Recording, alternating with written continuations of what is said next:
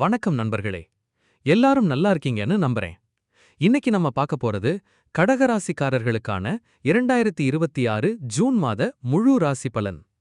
இந்த ஜூன் மாதம் கடகராசிக்காரர்களுக்கு என்ன மாதிரியான மாற்றங்கள் நடக்கப் போகுது? வேலை, தொழில், பணவரவு, குடும்பம், காதல், உடல்நலம். எந்த விஷயத்தில் கவனமாக இருக்கணும், எந்த விஷயத்தில் அதிர்ஷ்டம் உங்களை தேடி வரப்போகுது, இதையெல்லாம் ரொம்ப விரிவாக பார்க்க போறோம். அதனால் வீடியோவை முழுசா பாருங்க. ஏன்னா இந்த மாதம் கடகராசிக்காரர்களோட வாழ்க்கையில் சில முக்கியமான மாற்றங்கள் நடக்கப் போகுது. கடகராசிக்காரர்களை பற்றி சொல்லணும்னா, இவங்க ரொம்ப சாஃப்ட் மனசு கொண்டவர்கள். வெளியில ஸ்ட்ராங்கா இருப்பது போல காட்டுவாங்க, ஆனா உள்ளுக்குள் ரொம்ப எமோஷனலா இருப்பாங்க. யாரையும் சீக்கிரமா காயப்படுத்த மாட்டாங்க.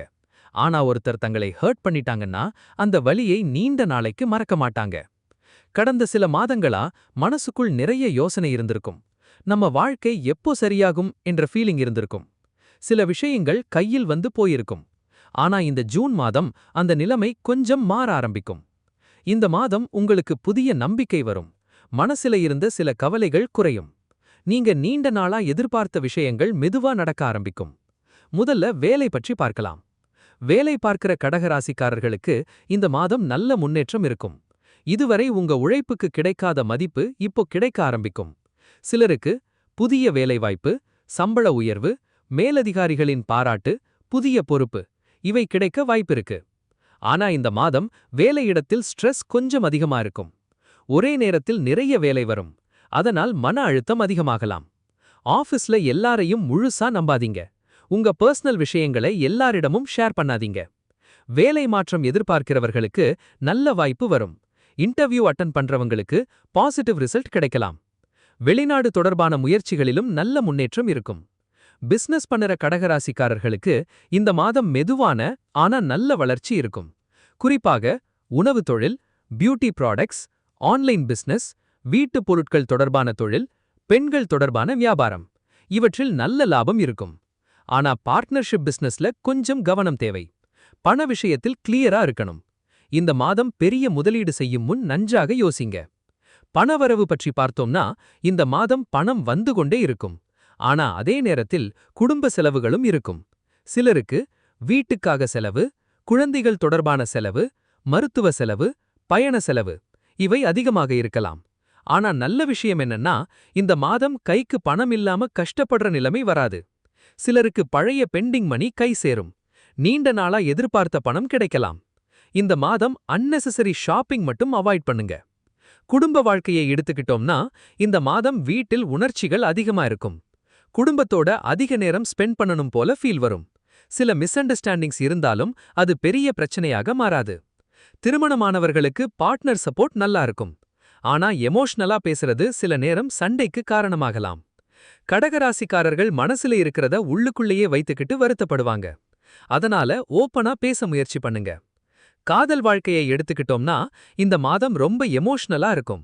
சிலருக்கு பழைய காதல் மீண்டும் வாழ்க்கையில் வர வாய்ப்பிருக்கு. சிலருக்கு ரிலேஷன்ஷிப் இன்னும் ஸ்ட்ராங் ஆகும். சிங்கிள்ஸ்க்கு நல்ல அறிமுகம் கிடைக்கலாம். அந்த நபர் உங்க மனசுக்கு ரொம்ப நெருக்கமானவராக மாறலாம். ஆனா இந்த மாதம் எமோஷன்ஸை வைத்து டெசிஷன் எடுக்காதீங்க. மாணவர்கள் பற்றி பார்க்கலாம். மாணவர்களுக்கு இந்த மாதம் நல்ல கான்சென்ட்ரேஷன் இருக்கும்.